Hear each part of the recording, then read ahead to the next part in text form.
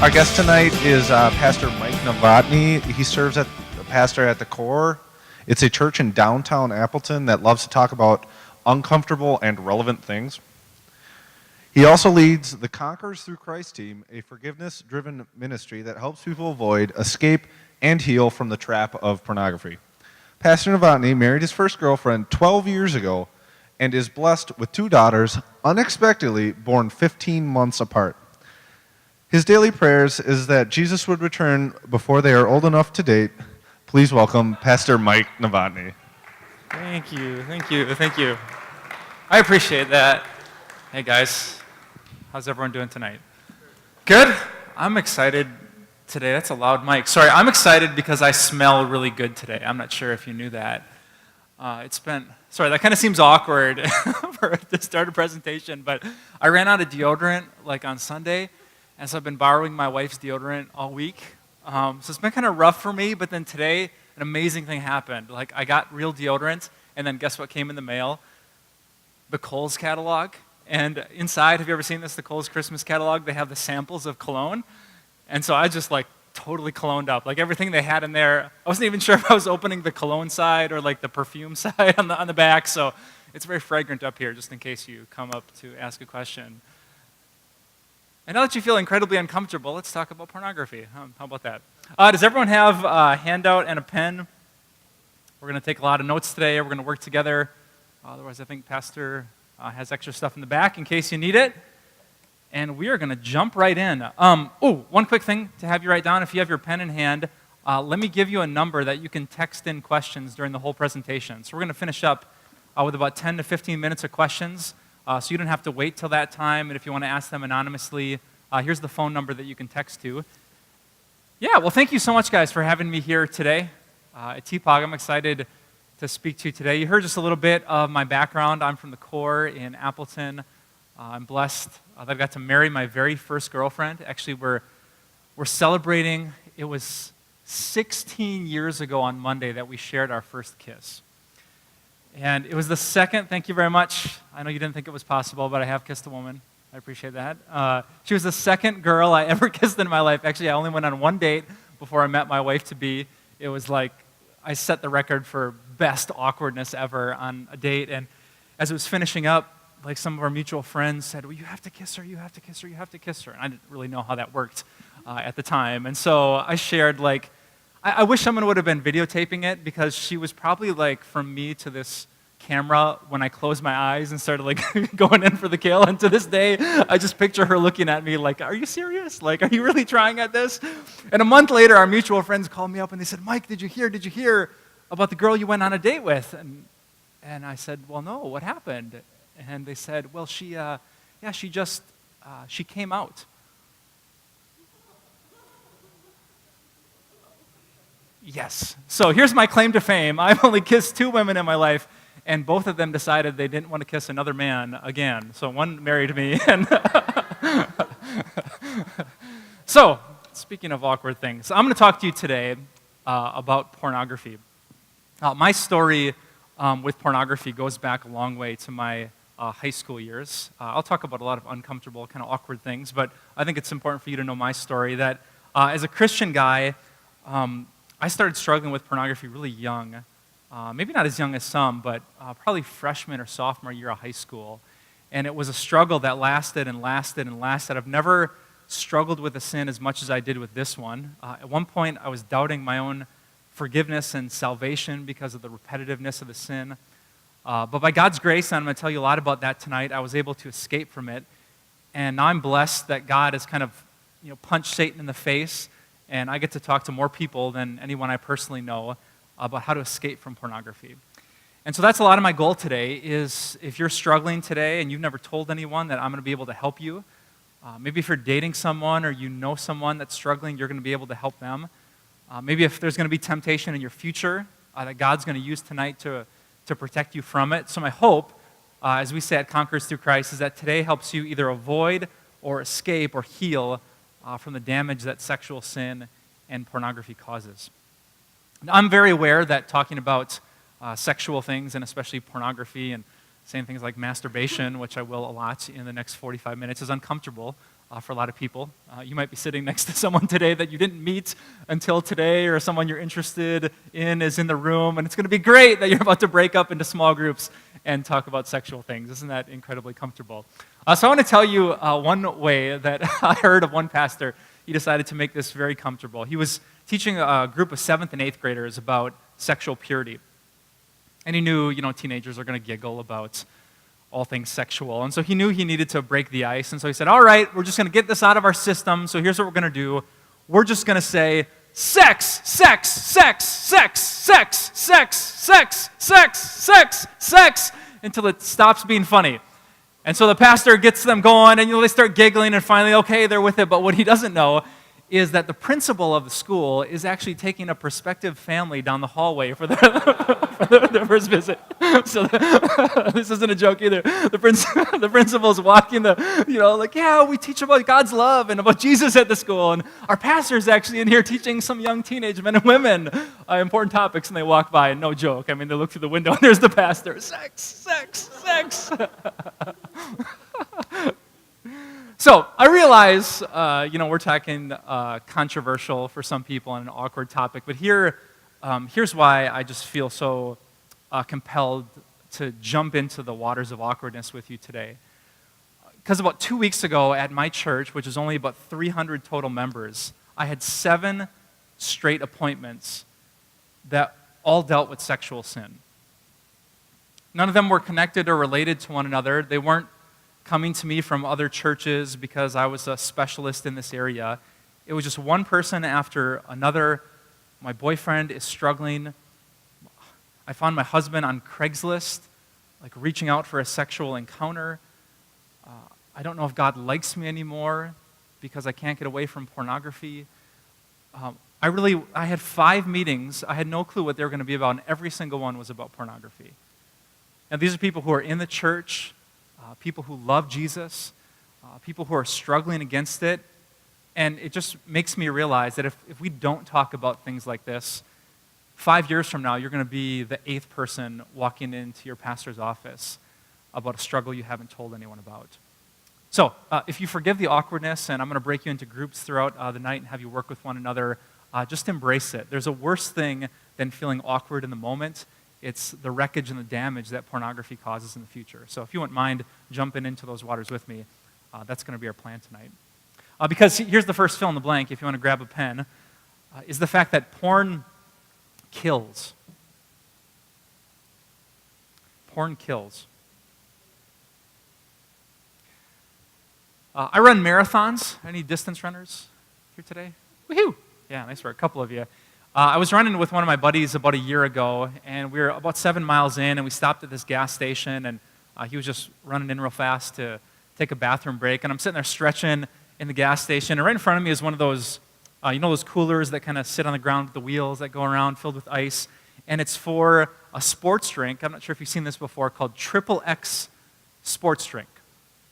And the tagline of XXX Sports Drink says, "A little XXX never hurt anyone." And I'm sitting there stretching, and I think, yeah, right. Come into my office and deal with the wreckage. Come into the past of my life and wrestle with the guilt and the shame and the damage. I refuse to believe anything less than what I had you write down, that porn kills. It might look sexy, it might look alluring, it might be pleasing and exciting and exhilarating in the moment, but once you move past it, you're going to find out that what the Bible says is true, and what even secular researchers are finding is true, that porn kills. And here's where I need your help, because it's our first exercise for today. You see there's a group activity. I'm going to give you 2 minutes, and I want you to use the 5 categories below and brainstorm the kind of things that porn will kill in your life. So if you want to break into groups at your table, maybe no more than 3 people. So if you're at a bigger table, you can break into 2 groups, perhaps would work out.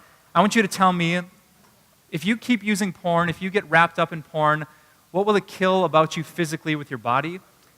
What will it kill in regard to your relationships? And you can pick different relationships. What will it kill in regard to your finances?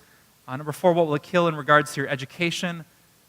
And finally, spiritually, what will it kill with your soul? So let me give you 2 minutes to break out into groups, and your 2 minutes begins now.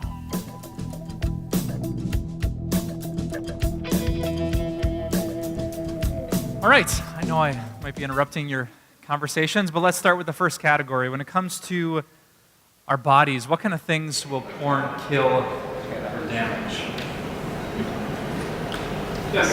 We put that as degrading to your body and your self-respect. Good. Yeah, tell me what you mean. It's degrading to your self-respect.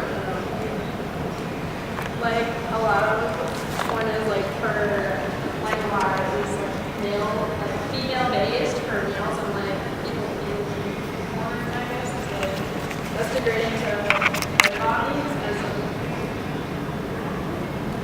Okay. Yeah, so what happens to you physically and the actors and actresses? Or like what happens to your like mental or like your physical, your states of mind, you know? Yes. Maybe like how you think.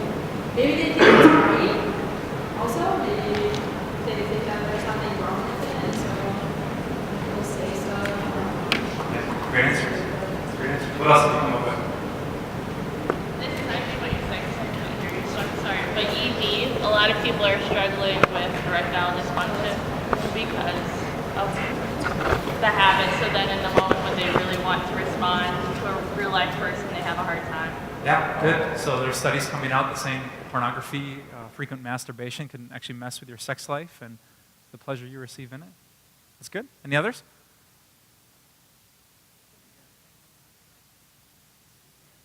Your sanity. Yeah, what do you mean by that?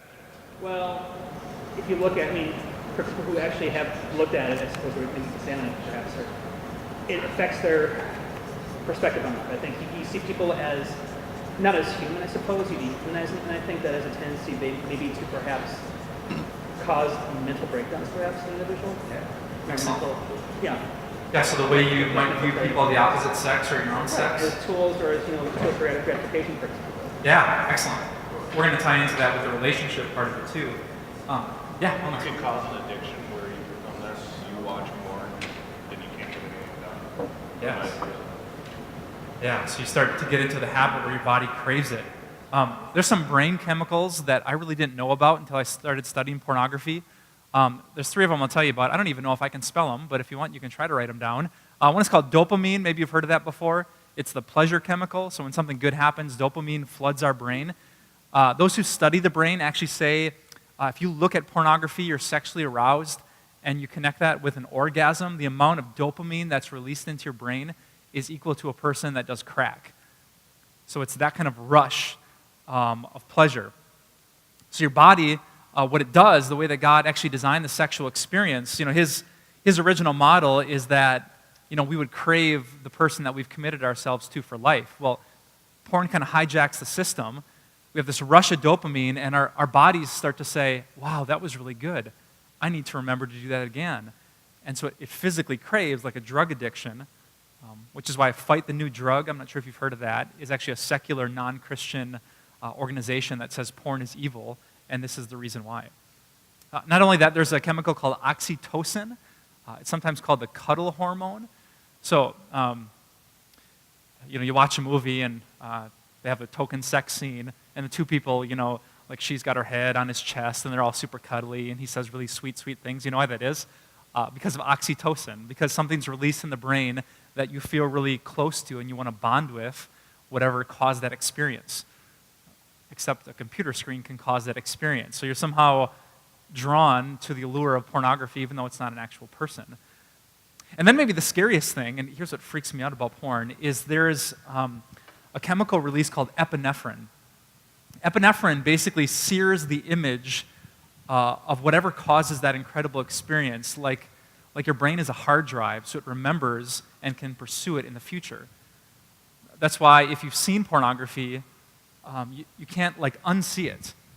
You can still fantasize about it. You can still envision it and picture it. There's such a powerful chemical thing that happens in the brain that there's no such thing as an innocent second look. So even if it's not followed up with a powerful combination like masturbation or orgasm, whenever you look at it, your brain is just downloading pictures that leads you into further temptation in the future.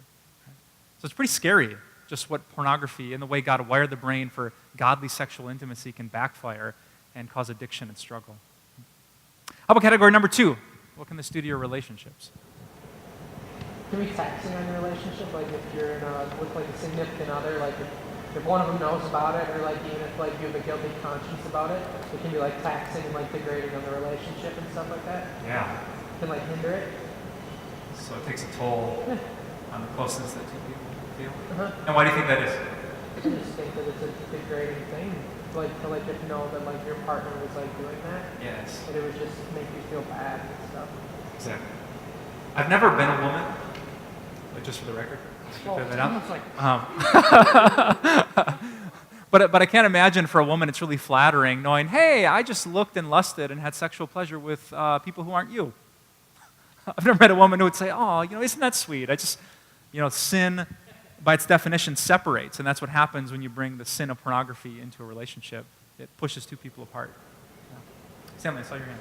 Yeah, I guess for both men and women, the perception of how they're supposed to look, the ideal images for both men and women, and I guess the pressure is even more so for ladies. And then I think just the way how most porn are filmed or plotted or whatever, how they teaches, or how it teaches men to treat women. It's not a good model. Yes. So I can only imagine how that, affects relationships. Yeah. And maybe how women perceive, well, maybe this is normal, I don't know. Yeah. Exactly. So what it does with expectations in a relationship, how you treat one another, how you view each other, incredibly different than real life. Like, I hope this doesn't sound crass, but they could never film like a porn movie of my marriage. Because unlike the movies where, like the like hunky plumber, I hear there's a problem here, ma'am, and like 30 seconds later everyone is undressed. Like at my house, it actually takes work. Like my wife's got like a beautifully type A organized brain, and so she has 10 things on her list before she's even thinking about anything else. So, if I'm interested in her in the evening, I got to pack the kids' lunches. I got to I got to vacuum the living room.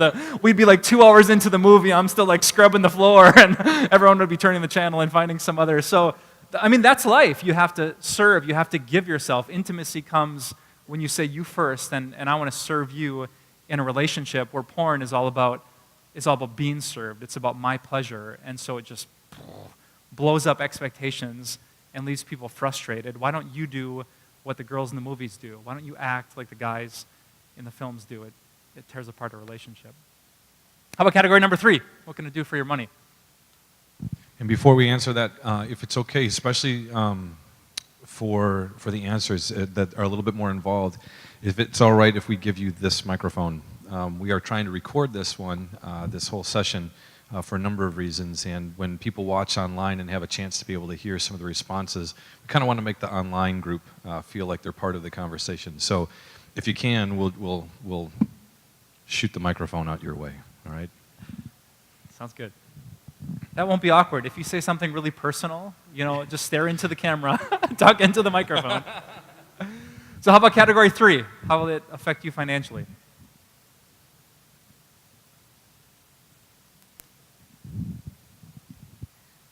So we kind of said it's pretty much like any other addiction, that the more you put your time and effort into it, the more you're going to put your money into it. So it's kind of just another draining thing that you don't need. Yeah, excellent. Even though I think 90% of pornography is accessed for free, what people never think they would do at the beginning, sometimes they end up in. Once something doesn't satisfy anymore, they're willing to pay for it. And so it can come back even though you'd think, and there's an endless supply of pornography. Once it gets darker and darker and more serious, people often get wrapped up financially. Let's just jump to number 4. How about your education? Yeah, in the back. Yeah, the opportunity costs. Yeah, say that one more time. Sorry, opportunity costs.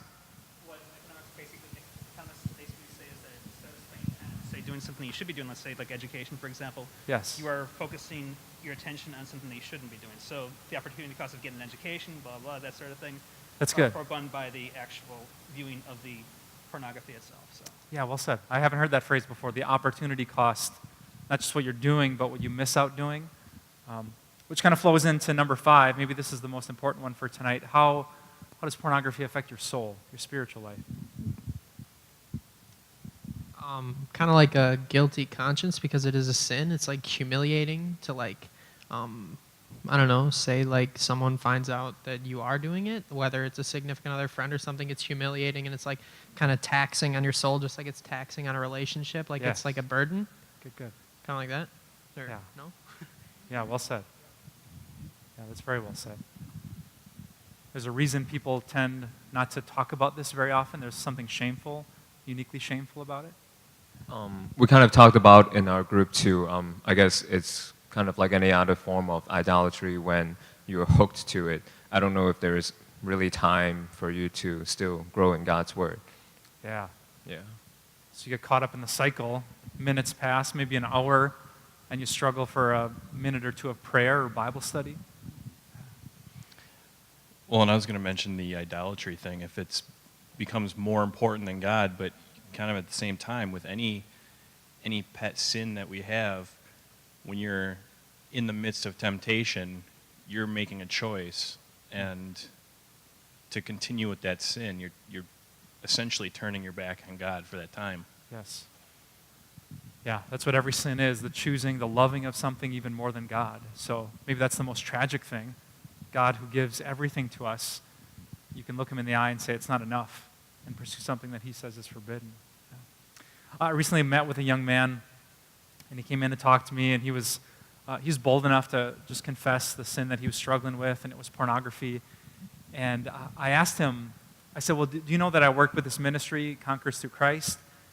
And he said, yeah, I knew that. And I said, oh, did you have a chance to check out the website? I mean, was that helpful at all? And I'll never forget his answer. He said, well, no, I didn't, because I felt like I really couldn't go there until I fixed this. And it sounds, backwards, right? I mean, we made the website so people could get help and fix this. But there's something that's so shameful. I'm not sure if you've struggled with sexual sin or other sin, where you almost feel like you can't get close to God. Like what you've done disqualifies you. If you masturbated today, like to pray, you just feel like I would be such a hypocrite. I couldn't do that. I got to put some distance between me and the sin. I got to get better before I'm worthy to come to church or to pray or to reach out and to get help. In 1 Corinthians chapter 6, the Apostle Paul said, everyone who sins, like all other sins, they're outside your body. But he who sins sexually sins against his own body. Like, out of all the sins a person could possibly commit, he singles out this one sin and says it uniquely affects our body. There's something, diabolical, the way that Satan attacks people who are struggling with purity. And so when people say, well, it's just porn, you're just looking, it's not that much of a problem. When I read the XXX sports drink, a little XXX never hurt anyone, I think about the shame, I think about the guilt, I think about the opportunity cost, I think about the broken expectations, the distant relationships, the people who are walking away from church and prayer and help and honesty and community. And I could preach at you for another 6 hours on this, but I hope I made the point that porn kills. Just in case you came here and you were wondering if I thought porn was good or bad, it's bad. So if you need to write that down, you can. So what do we do next? Well, that's part number 2 on our sheets. Our next fill in the blank is this: kill porn. If porn kills, if porn is hunting you, then the only thing the Bible says that we can do is kill porn. Listen to these words. You see them on your sheet from the Apostle Paul, Colossians 3. He says, put to death, therefore, whatever belongs to your earthly nature: sexual immorality, impurity, lust, evil desires, and greed, which is idolatry. That's interesting to me. Like Paul says, put sexual immorality to death, and impurity, which is kind of like sexual immorality, and lust, which is sexual immorality, and evil desires, which is sexual immorality. The Christians back in the first century church had such a struggle with purity. Paul has to repeat himself 4 times. And he doesn't say, just keep a little distance from it or just get away from it for a little while. He uses the strongest verb. He says murder it.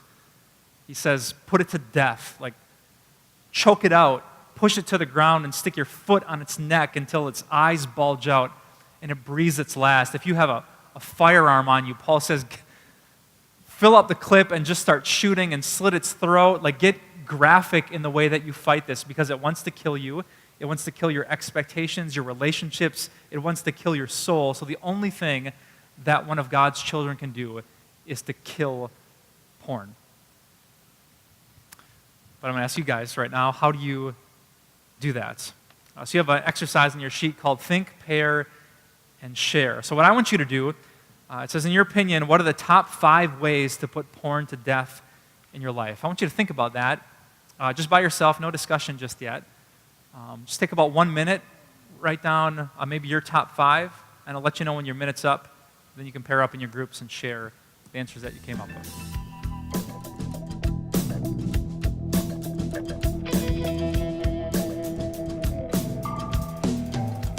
All right. How do you put porn to death? Let's take this as seriously as we can. So statistics say there are many people sitting in this room today who are struggling. If we want to help them, if we want to help ourselves, what kind of advice would we give? So what did your groups come up with? What are the best ways to end the porn problem in your life? I don't know if this is right, but I think you can like block things on like your computer or TV. So if that's like an issue. I like how you smile when you give that answer. Because you can block things. I have absolutely no idea. Yes, you can. I think that could be a solution. If that's your issue, then Great answer. yeah. So there's what we call filtering software. If you go to the Conquerors Through Christ website, we've reviewed, I think, some of the biggest kind of filtering programs that are out there. The kind of Cadillac that people talk about is called Covenant Eyes. So if you go there for a small fee a month, you can get a filtering software that'll block most of the pornography on your devices. It's a great answer. What else do we got? Expose it and not keep it as a secret. Oh, what do you mean by that? Tell people that you can trust, and so that you're not dealing it on your own. Somebody knows about it, and when it's not a secret, it's just so much less powerful on your life. Yes. Or so much less damaging, I mean. Yes, yes. What? Let me pause a second. What he just said is actually the number 2 thing. I'm going to tell you what the number 1 way to escape porn is. Behind it is number 2, and in my experience, everything else, like solutions 3 to 99, are way down here. That if you tell someone, there's something about the sin that loses its grip. The kind of double-edged, ironic twist of pornography is that even though it's pretty embarrassing, even though at an icebreaker, at a college Bible study, you're probably not going to say, hey, my name is Mike, and I really struggle with porn. Wow, do you masturbate? You're not going to say that, but that is actually one of the best things you could possibly do. Not at the icebreaker, sorry. I mean, like, with that would just be awkward, even for me. To tell someone that you can trust. My own story, that was it. I memorized every Bible passage. I prayed, I begged, I wept in repentance. I tried to fix it by myself for years, and it never changed. I could count the days until I'd fall back into it again. But the day I came out and asked for help, I know this doesn't happen for everyone, it was a switch for me. I can remember the day, April 24th, I reached out to a counselor, and it stopped. I still had to struggle, I still had to get my brain out of that addictive cycle, but I couldn't go a couple days without giving into that temptation. And now it's been years and years and years and years because I told someone. Oh, hey. Oh, sorry. Is that the same as having someone help hold you accountable? Accountability? Yeah. Yes. It can overlap. So if you go to our Conquerors Through Christ, our Facebook page, we just had a really great post about the 3 kinds of accountability. That's a huge part. Someone who loves you, that you trust. They're not like a cop trying to figure out, were you good this week? Were you bad? But their greatest goal is to bring God's love and forgiveness. That kind of accountability is outstanding. Yeah, good answers. How about in the back? Ways to put porn to death. I had that answer too, but I just kind of want to add to it. If you do that, the person who's struggling in that sin can also then realize through you that we're all human, we're all going to sin. So they may feel so guilty, like, I'm so terrible, I can't do this. But Yes. then maybe you'll share your sin with them, and then together you can work together. So it kind of makes you not feel as bad and give you a little bit of a motivator to conquer it. Good answer. Yeah, great. Everyone hear that? What I found most often is when people, they're so terrified, they think, I'm the only one who struggles with this. You know, even though the statistics say like 50% of Christian men and 20% of Christian women have a serious struggle with pornography. So 1 out of 2 guys in the room today, 1 out of 5 women in the room today. Yet something about the devil's lie says, I'm the only, if I ever told this, everyone would be so appalled. And when you actually do, people normally say, yeah, me too. And you find out that you're not that weird and you're not so shameful that God couldn't love you or that God's people wouldn't love you. It just breaks that lie, believing you are so embarrassing to God and to everyone else. You better hide this until you fix it. Yeah, so good gospel conversations and honesty goes so far. Excellent. How about one more? So I hand over here somewhere. Yeah, in the back. Thank you.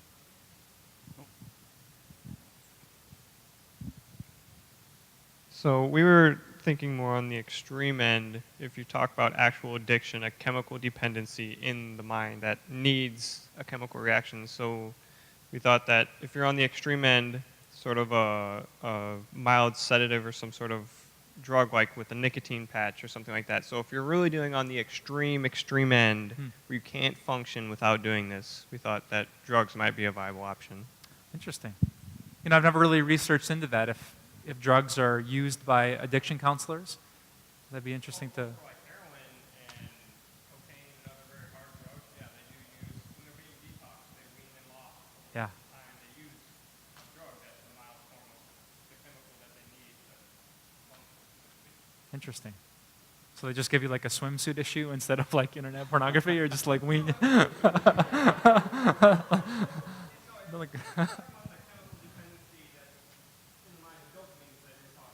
Yeah.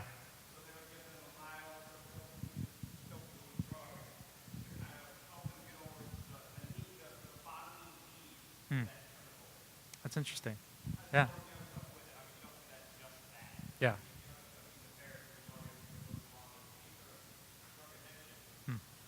That's interesting. I'd love to look into that. I've never explored that before, but that would be interesting to see.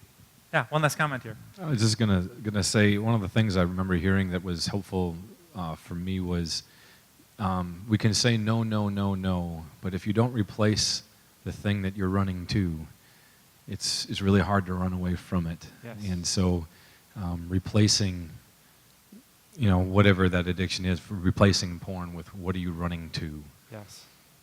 Excellent. Yeah, very well said. A couple of the things I had on my list as you're thinking about putting porn to death or helping someone do the same. I had regular gospel accountability. I had something as simple as, find out where your pattern is. What device do you struggle with? Is it a laptop in your apartment? Is it a phone that you get on, a tablet?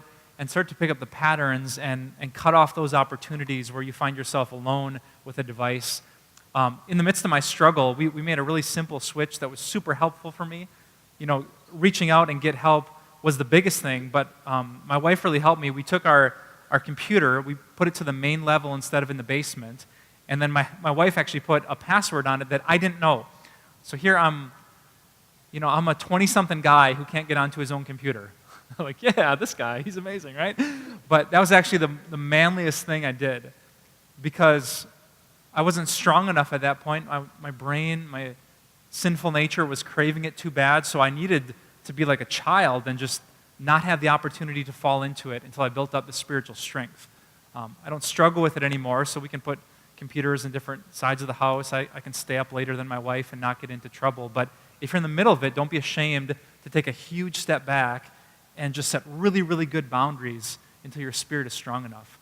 If someone's an alcoholic, they don't just show up and sit at the bar and see what happens, right? They do things that most people don't do, and they stay far, far away from the temptation.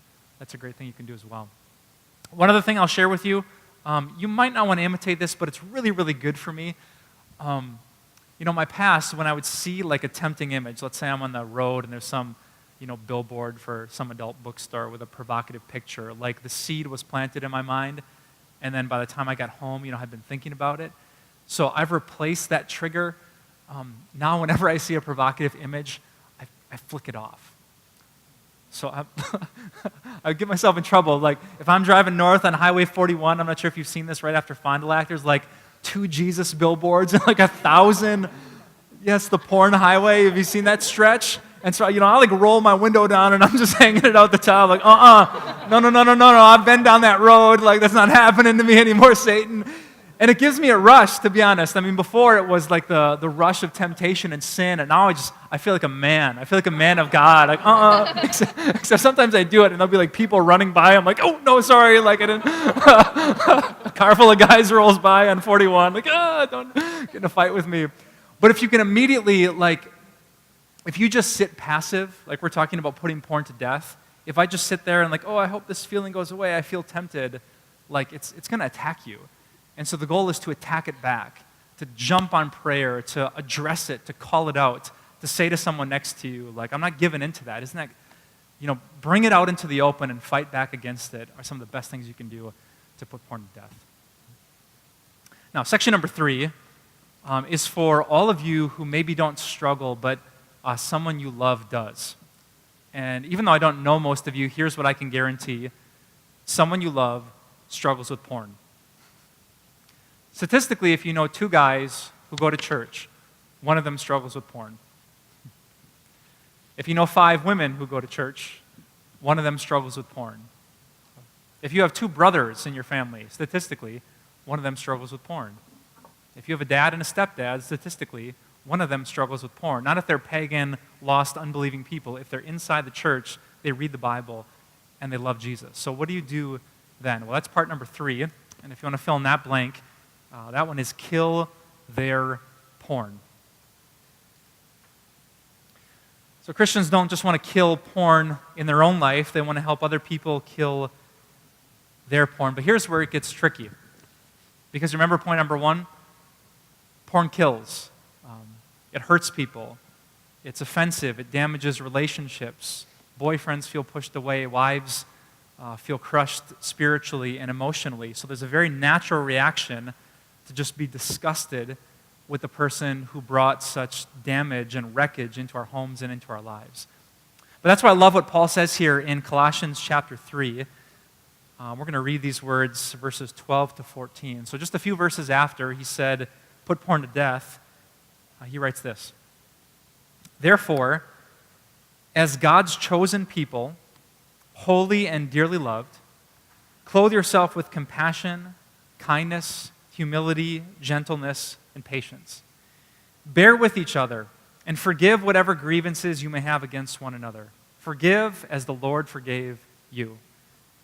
And over all these virtues, put on love, which binds them all together in perfect unity. Here's what I want you to do for our third activity. You can see it there on your sheet number 2. If a friend told you she just found porn on her boyfriend's phone, how would Paul's words in these verses help you respond?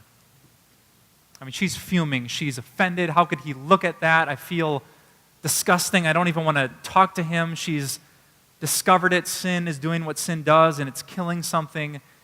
If you had memorized these words from Paul, they were fresh on your mind, and a friend told you that she found porn on her boyfriend's phone, what would you say to her? Let me give you 90 seconds to go back to your groups and use Paul's words to craft your report.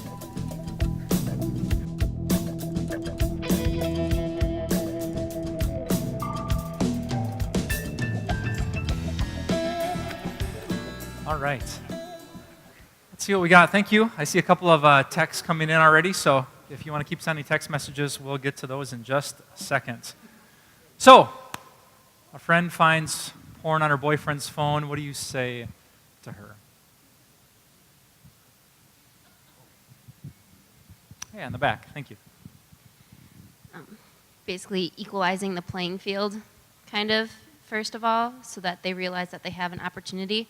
So realizing that sin is sin, like we're all sinful once again, like just because he struggles with porn doesn't make you any better. we all have our own pet sins, whether they seem bigger or anything, and Good. that you now have the opportunity to help him stop. Excellent. It may hurt you, but you still have this opportunity. Yeah. So recognizing your own sin is just vital in moments like that. Otherwise, you'll be quick to be judgmental, angry, and actually, I mean, I sympathize with people like my wife who went through this. By God's grace, she was really amazing through all those years of struggle. But if you overreact to something like that, can you guess how often your significant other is going to talk to you about it? I mean, if you find out, boom, and you just explode, well, he's going to learn really fast never to mention it to you again. He's going to go back into hiding where sin always grows, and it's going to get worse. And so tempering that reaction, as damaging as it is really, really important. Great answer. Shoot them. Shoot them. No, I'm just kidding. Yes, actually, that's exactly what Paul is getting at. No, seriously, we were talking about finding the common enemy, and that would be Satan. Yes. It's not the actual porn. Well, it's obviously the porn itself, but it's not the actual individual. But it's Satan inspiring it, I suppose, right? And if you find a common enemy to address, I suppose behind the issue, I think that might help him too as well. Good. Alleviate some of the guilt and the frustration, perhaps. Yeah. So not to take the responsibility away from the sinner, but to recognize that person's under attack from a common enemy. Yep. Yeah. Well said. How about one or two more answers?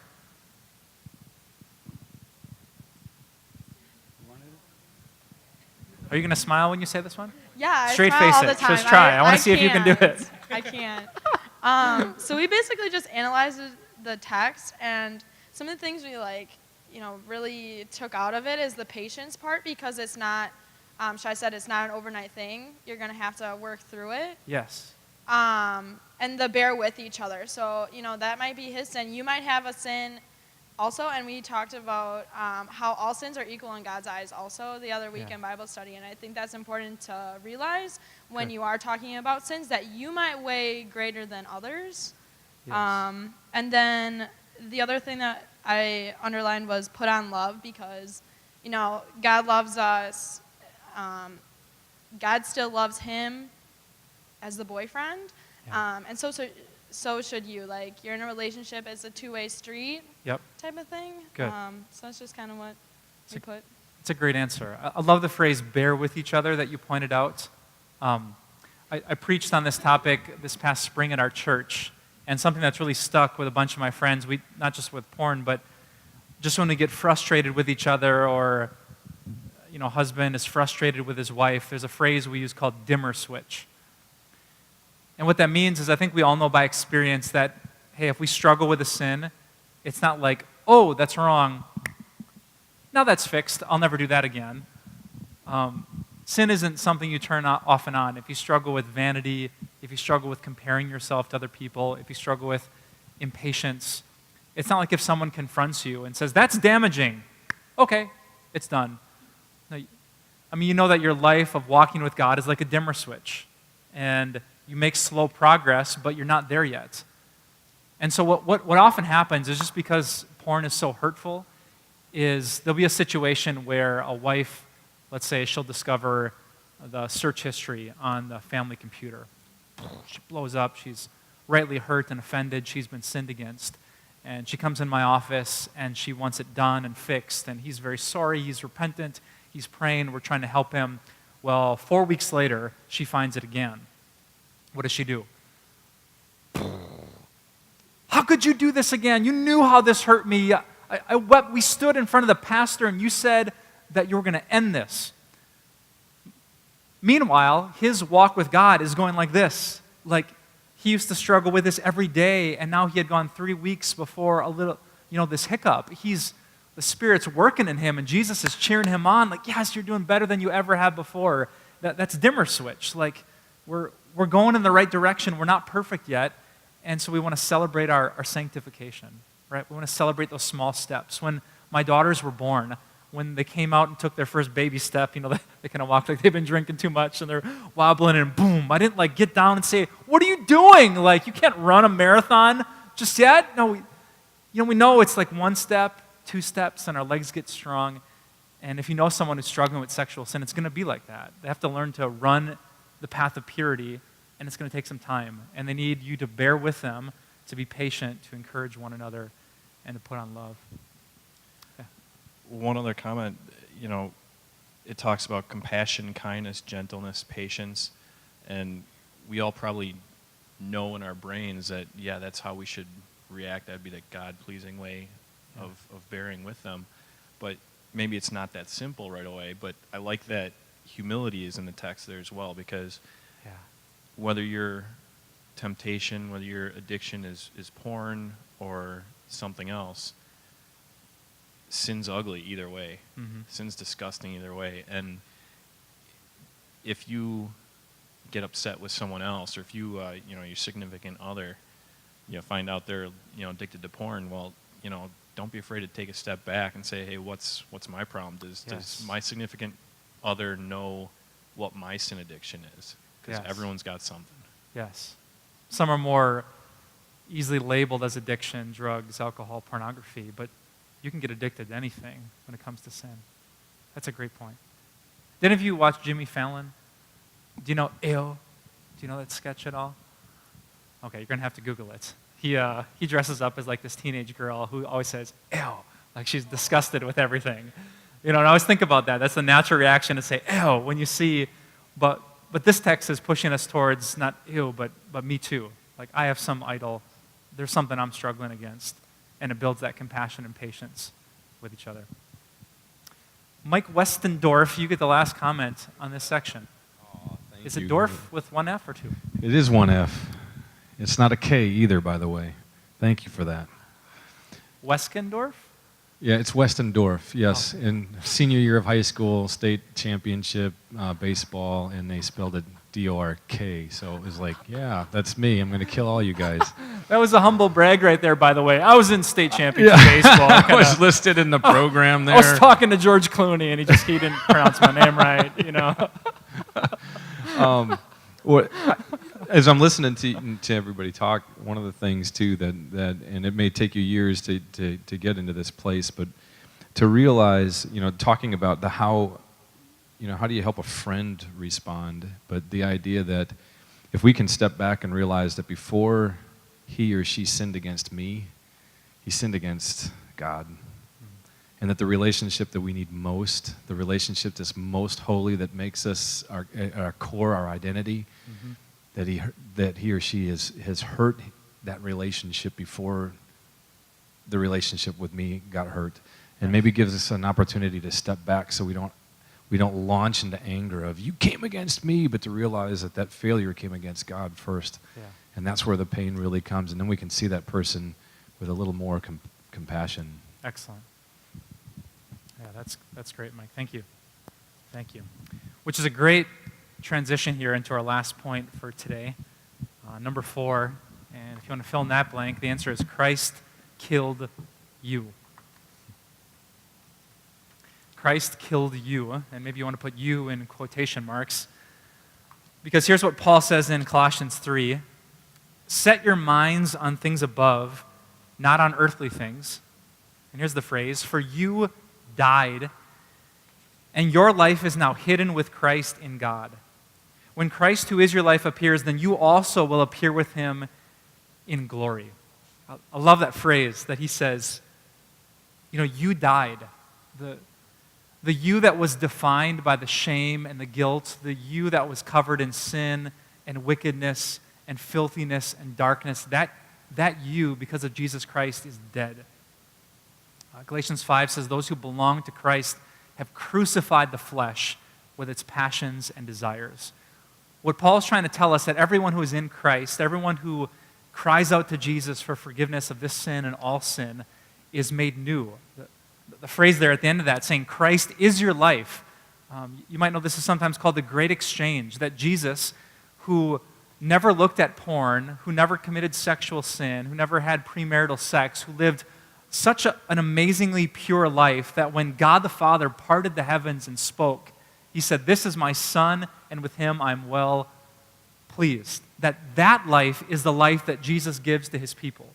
Like sin isn't just taken away and now we're kind of back at neutral and level ground, but all the perfection and the purity of Christ is given to Christians. So when God looks at one of his people, guess what he sees?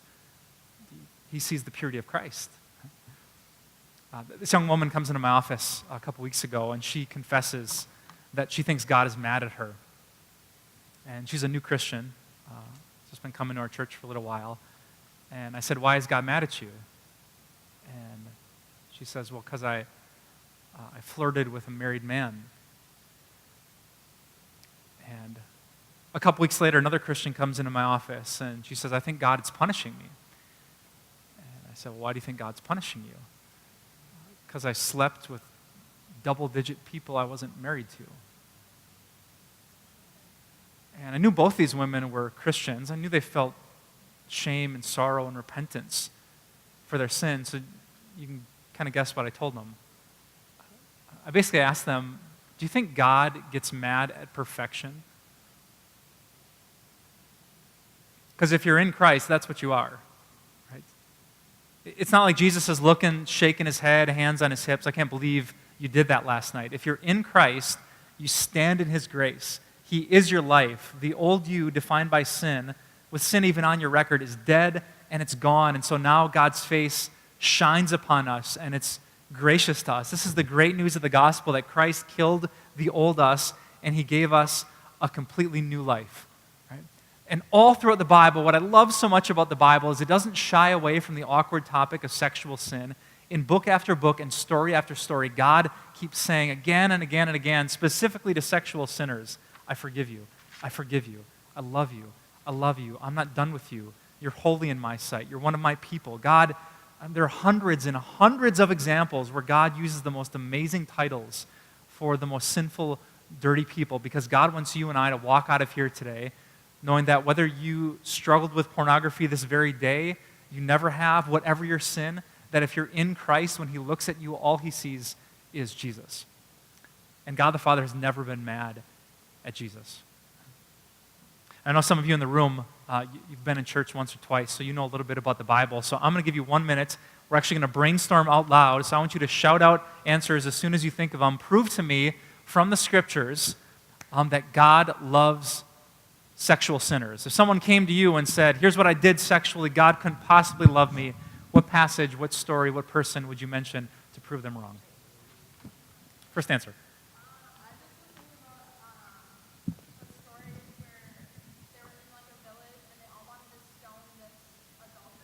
Yes.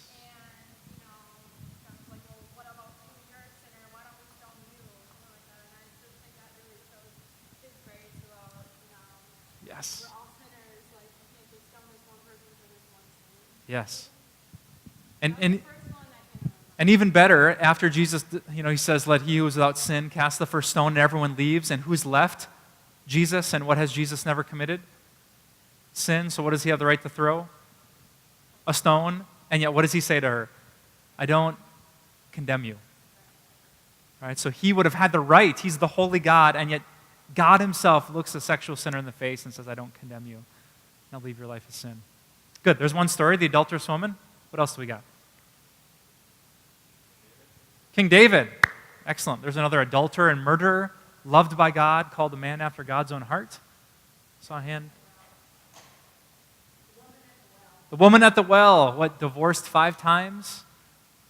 Shacking up with guy number 6? Jesus says, I have to go through Samaria. His heart was so compassionate for that woman, he had to go the place where Jews normally didn't go. It's a great story. Samson. Yes, he had a problem with the ladies, did he not? Yet he shows up in Hebrews 11, right, as one of the heroes of faith. After reading that story, God's love for sexual sinners. Good, keep going. Rahab the prostitute, also in the hall of faith. She's from the wrong people. She's in the wrong profession, and yet through faith, she's right in the eyes of God. Mary Magdalene, yeah. It's often people surmise that she was a prostitute. The prostitutes themselves, right? They love Jesus, prostitutes and tax collectors. Oh, so many stories. Any others?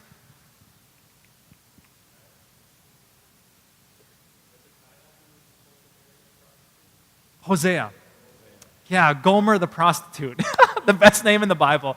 If you have a daughter someday, name her Gomer. It'll be very biblical and Beautiful. Yeah, God wants to prove he loves the adulterous spiritual people. He commands a prophet to marry a prostitute. There's just story after story after story where God says, if you think what happened yesterday means I'm mad at you, that I'm going to condemn you, that you can't have a place in my family, that you couldn't possibly serve me, God says, I have loved sexual sinners with an everlasting love.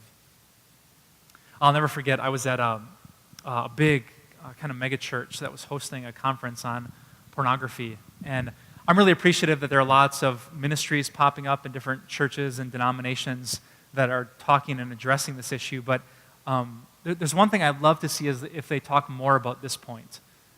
If it wasn't just porn is bad, stop it, God says it's wrong, but if they talk more about the gospel. So I'm in this big church, hundreds and hundreds of guys, and the speaker is just wailing on everyone. I mean, he's basically taking point one from tonight's lesson and going on for an hour about it. Sin is bad. Sin kills this. Don't you know what sin is doing to your marriage? Don't you know what sin is doing to your body? You could hear a pin drop. It's so silent, and everyone's just convicted, saying, we suck. This is terrible. We're terrible. And right in the moment of the silence of conviction, a guy's phone goes off. But it wasn't just like bzz, bzz, bzz. He, fortunately, for this illustration, had a ringtone, and it was the old 1990s jam by CNC Music Factory, Everybody Dance Now. Have you heard it before? So, I mean, it's dead quiet. Everyone's head down. It's only, doom, doom, doom, doom. Everybody dance now. Doom, doom, doom.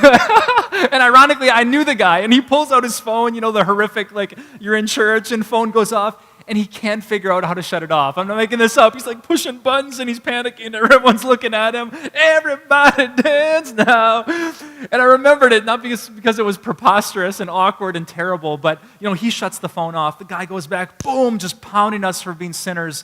And when everyone walks out of the church that night, I mean, no one's making eye contact. And no one's dancing. Everyone's just dragging their feet in shame and guilt. And I think of that story every time I read Luke 15, because Jesus tells a story about a young man who walks away from his father, and he indulges in a wild living. Sex, drugs, and rock and roll kind of life. Even his brother knows, the rumors get back, he's been with all sorts of prostitutes. But when the kid comes home, when he repents, and if you know the story, the father is filled with compassion. He runs. He's not ashamed of him. He calls him his son. Do you remember the story of the prodigal son later in Luke 15, where when the older brother comes near the house, he hears the sound of music and